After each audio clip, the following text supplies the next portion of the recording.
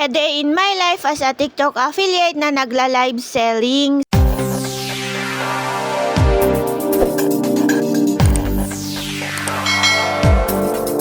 So for today's video is aayusin ko naman tong area ko kung saan ako nagla-live. At kasama ko nga dito si M sa aming pag-aayos. So yun, magtutulungan kaming mag-ayos, magsabit, and may mga dumating kasing mga bagong product na kailangan namin i-display. So, let's go! So, habang pinuputal ng kasama ko yung alambre, ako naman tong nagsasabit. Inuna ko nga dito yung mga handle grip isabit at by level ko siyang ginawa. Ayan lahat yung aayusin namin. At alam nyo bang dahil sa pag-affiliate namin as halos nakaipon na kami ng maraming free sample. Ayan, halos free sample dyan yung mga ibang products dyan. And yung iba binili namin kasi nga hindi siya available for free sample na hihingiin mo sa seller para lang may mai-promote or mai-live selling. At ayan, at ako naman ang taga-putol ng alambre muna habang siya yung nagsasabit. So, damihan ko ng pagputol para sabay kaming magsabit ng mga products.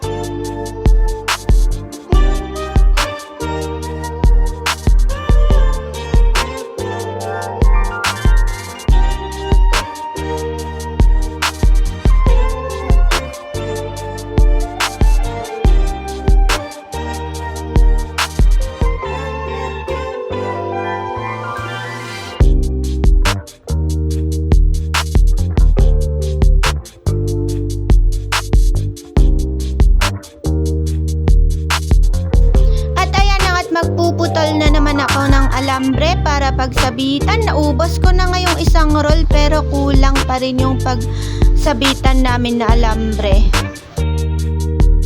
Pagkatapos ko ang putol-putulin dyan ay binaliko-baliko ko na naman para gawing sabit to.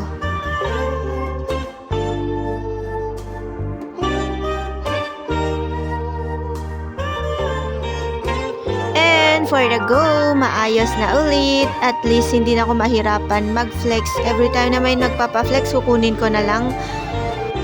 Ito na yung pinaka-area ng live selling ko. Yung may rotating table siya dyan. Ayan, umiikot yung ibang products dyan. O diba, mas magandang tignan. Tapos kitang-kita dun sa video or dun sa live selling ko tong mga products. Bawat isa, kitang-kita yan. So, hanggang dito na lang guys, and thank you so much for watching. Bye-bye!